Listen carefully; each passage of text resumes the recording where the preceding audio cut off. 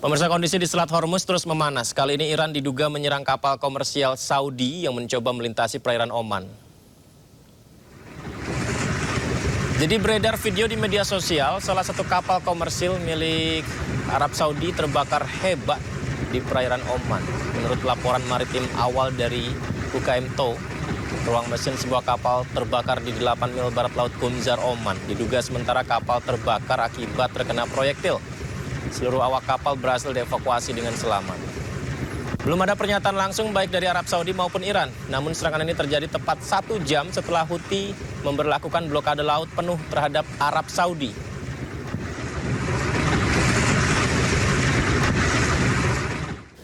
Pemirsa, Amerika Serikat menyerang pusat komando militer ke pusat pertahanan Iran. Eskalasi ini memanas setelah 2 personel militer Amerika meninggal dunia.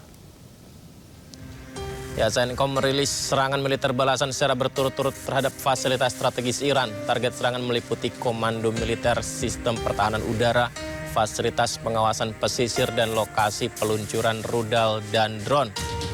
Serangan ini bertujuan untuk melemahkan dan mengganggu kemampuan Iran dalam mengawasi pelayaran di Selat Hormuz.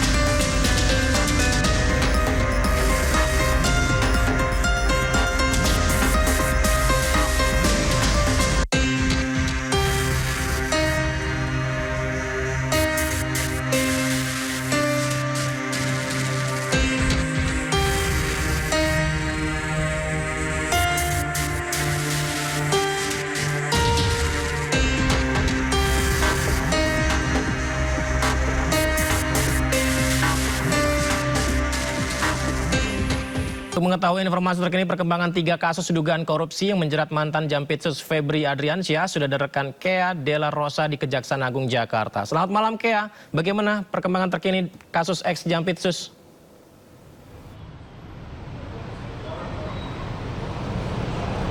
Ya, selamat malam Yudi dan juga pemirsa. Terkait perkembangan terkini informasi dari pihak Kejaksaan Agung terkait dugaan kasus korupsi yang melibatkan mantan ex-Jampitsus, yakni Febri Adriansyah. Hingga kini tujuan ataupun pusat perhatian publik malah tertuju pada bagaimana langkah lanjutan yang dilakukan oleh pihak Kejaksaan Agung pasca pelimpahan kasus dari Polri ke Kejaksaan Agung. Namun hingga saat ini kami belum memperoleh informasi terbaru dari pihak Kejaksaan Agung. Akan tetapi dari pihak Kejaksaan Agung juga telah menginformasikan bahwa hingga saat ini tim penyidik masih melakukan pemeriksaan terkait barang bukti, lalu juga pihak dari Febri Adriansyah juga mengaku akan berusaha kooperatif terkait jika adanya pemanggilan untuk melakukan pemeriksaan dari pihak Kejaksaan Agung.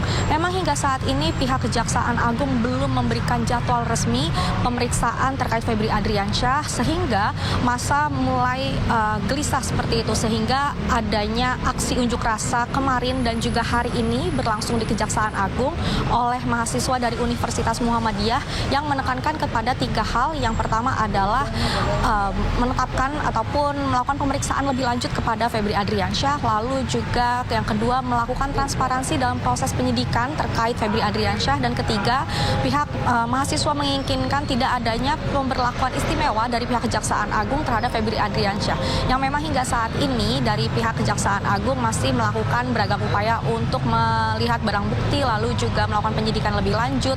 Akan tetapi informasi terkait bagaimana apakah ada perkembangan kasus ataupun nama tersangka baru dalam kasus ini, kami masih belum mendapatkan informasi resminya. Namun pada siang ini juga dari pihak Don Rito, kuasa hukumnya, yakni datang ke gedung Jampitsus. Akan tetapi pada saat pihak media menanyakan perihal tujuannya, dari pihak kuasa hukum Don Rito tidak menjawab, sehingga kami belum dapat memberikan informasi apa tujuan dari pihak kuasa hukum datang ke gedung Kejaksaan Agung pada saat ini. Sementara itu Yudi, kembali ke studio. Baik, terima kasih banyak yang melaporkan langsung dari Kejaksaan Agung Jakarta Selatan. Selamat kembali bertugas, kami tunggu perkembangan terkini berikutnya. Ya, pemirsa, berikutnya kami tampilkan di layar sebuah foto Ini bukan foto biasa antara kakek dan cucunya. Kalau Anda lihat ini pemirsa, di foto ini ada foto seorang kakek dan cucunya ya. Nah, foto ini merupakan foto yang sempat dikirim ke keluarga ketika kapal KM Nurul Salsa benar-benar tenggelam, pemirsa. Jadi ada kakek namanya Umar di gambar sebelah kiri kami ya. 80 tahun. Jadi kakek ini naik kapal bersama Naura, 13 tahun, cucunya dan 3 keluarga lainnya. Saat kapal mau tenggelam karena mesinnya mati, semua panik. Kakek Umar ditawarkan pelampung untuk menyelamatkan diri, tapi kakek Umar memilih untuk memberikan pelampung terakhir ke cucunya Naura, pemirsa. Ya, kisah haru ini diduga menjadi salah satu bagian cerita dari kapal KM Nurul Salsa yang ramai dibicarakan netizen. Seperti yang kita saksikan ini pemirsa, cucu Naura 13 tahun menerima pelampung dan kakek tersebut bilang, cucuku saja yang pakai pelampung. Sang kakek berjanji akan menjumpai cucunya nanti ketika selamat. Cucu yang bernama Naura itu pun coba diselamatkan warga yang juga penumpang. Naura terus bertanya ke warga yang menyelamatkannya, kemana kakekku? Kemana kakekku? Menggunakan pelampung, Naura bertahan dengan gabus di tengah-tengah lautan. Sejumlah korban terombang-ambing di lautan berhari-hari dan sayangnya Naura dan kakeknya masih dalam pencarian tim SAR karena belum ditemukan. Nenekku, pas aku tidak tahu nenekmu nggak. Dari paling kurakan tama jatuh. Makin pelampung. Makai pelampung, Ya. pelampung. Paling kurakan tama, karena bergabusin jerang. Yuk. Terus ini anak ini saya kasihnya digabus, dia bilang jam ke Senaya om. Tahu kena takut aku bilang naik mau pernah kali om. Dia bilang di mana nenekku, aku bilang sebentar pi naik mau dulu, baru ku carikan ke nenekmu. Jadi itu menyanjau kasih batin rinjo.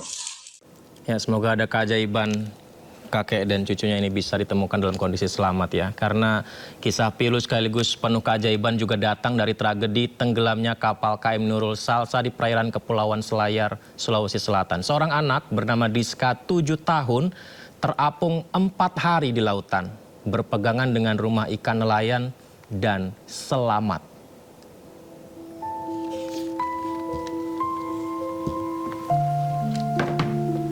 Inilah Diska, anak 7 tahun yang selamat padahal dia terombang-ambing 4 hari di tengah laut hanya berpegangan pada rompong rumah ikan nelayan. Rasa trauma mendalam dirasakan Diska saat ditemukan kondisinya sangat lemah. Dan dia harus menanggung duka mendalam karena ibunya tak berhasil bertahan dalam tragedi itu. Begitu diselamatkan dan dipertemukan dengan keluarganya, Diska memeluk erat bibinya dan berteriak, "Mama telah pergi, Mama telah pergi."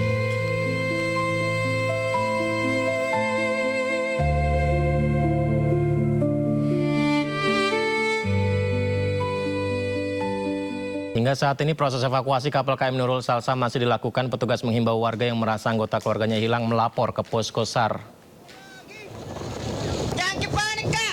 Beginilah proses pencarian dan evakuasi korban kapal tenggelam KM Nurul Salsa,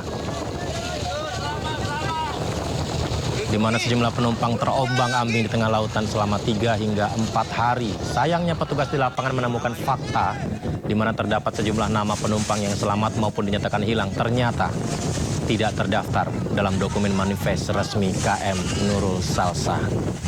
Dalam pemutakhiran data terkini, 39 penumpang dan 7 awak kapal dinyatakan selamat, sementara 17 penumpang dinyatakan masih hilang.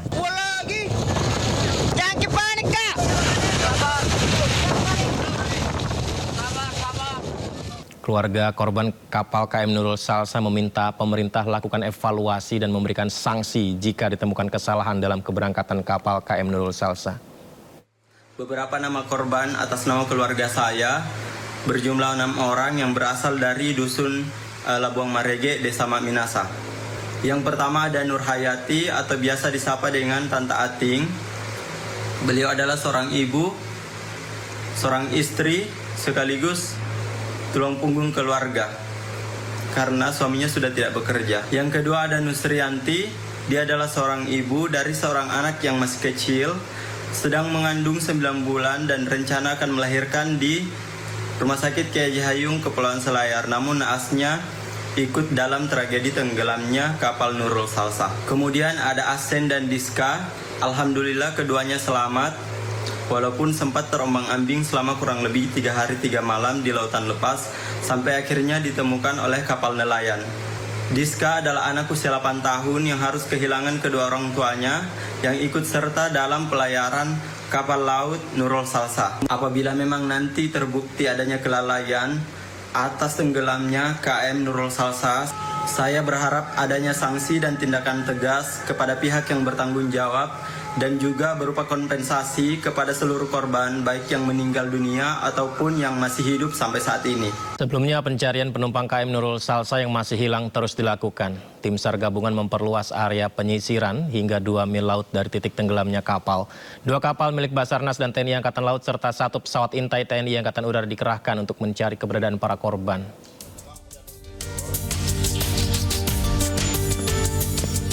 Hari ketiga pencarian 24 penumpang kapal motor Nurul Salsah yang tenggelam di perairan Pulau Polasi, Kabupaten Kepulauan Selayar, Sulawesi Selatan terus dilakukan. Area pencarian kini diperluas hingga 2 mil laut dari lokasi kejadian.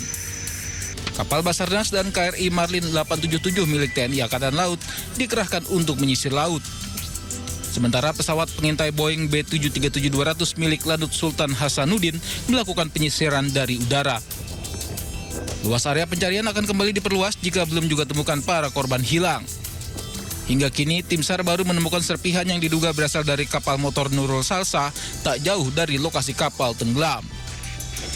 Sampai saat ini memang ada serpihan-serpihan kapal yang ditemukan oleh tim SAR gabungan ya. Dalam hal ini juga pihak pesawat intai TNI AU itu sempat melihat ada serpihan, tapi tidak jauh dari LKP atau Lost Non Position itu, atau tempat kejadian awal tidak jauh. Mungkin itu serpihan kapal yang pas tenggelam dia terhambur seperti itu. Jadi, terkonfirmasi saat ini yang kami kabarkan itu 74. Di mana 49 itu selamat, termasuk ABK, dan 1 orang meninggal, jadi 50 yang sudah terevakuasi, dan dalam pencarian itu 24 saat ini. Sebelumnya kapal motor Nurul Salsah mati mesin ketika dalam perjalanan dari Pelabuhan Jampea menuju ke Pelabuhan Benteng, Kabupaten Kepulauan Selayar, Rabu kemarin. Kapal sempat terombang-ambing di lautan hingga tenggelam pada dini hari. Data sementara ada 74 penumpang di atas kapal, 1 orang meninggal dan 49 orang lainnya berhasil dievakuasi. Sedangkan 24 orang lainnya masih dinyatakan hilang. Tim SAR berharap korban hilang terdampar di pulau terdekat hingga dapat ditemukan selamat. Dari Makassar, Sulawesi Selatan, Wahyu Ruslan, iNews melaporkan. Kita ke informasi lainnya, pelimpahan kasus ex-Jampitsus ke Kejaksaan Agung masih disoroti publik. Yusril Iza Mahendra angkat suara dan mengajak masyarakat mengawal bersama kinerja Kejaksaan Agung. Menurut Yusril, KPK punya kewenangan mengambil alih penyidikan apabila ditemukan penyimpangan dalam proses penanganan perkara. Ia menambahkan undang-undang memberikan kewenangan kepada KPK melakukan supervisi terhadap penyidikan perkara korupsi yang ditangani Polri maupun Kejaksaan. Namun karena perkara ini sudah dilimpahkan pada Kejagung, Yusril mengajak masyarakat bersama-sama mengawal penanganan perkara dan memberikan kesempatan kepada Kejagung menyelesaikannya. Yusril menegaskan apabila dalam proses penyidikan ditemukan penyimpangan, KPK dapat menggunakan kewenangannya ambil alih penanganan perkara tersebut. Dan KPK juga sementara ini belum perlu mengambil alih penyidikan ini. Memang dia punya kewenangan mengambil alih dengan beberapa syarat. Ya, pertama adalah penyidikan itu berlarut-larut, nggak jelas kemana arahnya. Yang kedua, melibatkan aparat penegak hukum, itu pasti sudah Pak Febri itu adalah penegak hukum. Dan yang ketiga, perkara itu menarik perhatian masyarakat, juga menarik perhatian masyarakat dan di atas 1 miliar. Ya, meskipun diberikan kewenangan seperti itu, tapi kalau penanganan itu on the track.